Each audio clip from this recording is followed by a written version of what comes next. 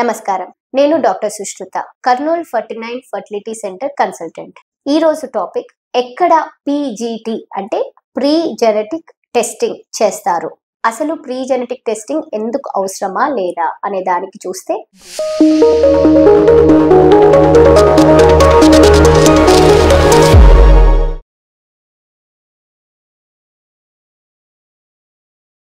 ఈ కాలంలో pre genetic testing అనేది చాలా వరకు మనకి హెల్ప్ఫుల్ అండి.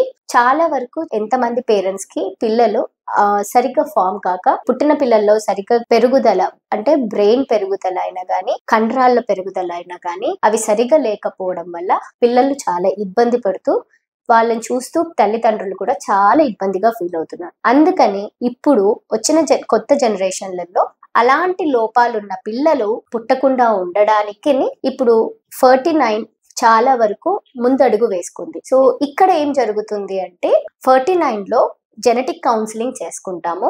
అది తీసుకున్న తర్వాత జెనెటిక్ టెస్టింగ్ అవసరమైనది చేస్తాము. జెనెటిక్ కౌన్సిలింగ్ చేసి జెనెటిక్ టెస్టింగ్ చేసి వాళ్ళకి 99% అంటే ఫస్ట్ 1-2 పిల్లలు అలాంటి వాళ్ళు పుట్టింటే కనుక వాళ్ళకి ఖచ్చితంగా ఐవీఎఫ్ ప్రెగ్నెన్సీకి వెళ్ళమని హెల్ప్ చేస్తాం. సో ఐవీఎఫ్ ప్రెగ్నెన్సీ వల్ల ఏం జరుగుతుంది అని అంటే, ఐవీఎఫ్ లో ఈ ఇన్ విట్రో ఫర్టిలైజేషన్ లో ఏమవుతుందంటే, అండాశయాలలో అండాలు కలెక్ట్ చేసుకొని, భర్త దగ్గర నుంచి స్పర్మ్స్ కలెక్ట్ చేసుకొని, అవి రెండు ఫ్యూజ్ చేశాక ఒక పిండం లాగా ఫామ్ అయినప్పుడు, జైగోట్ లాగా ఫామ్ అయినప్పుడు దానిలలో టెస్టింగ్ చేస్తారు.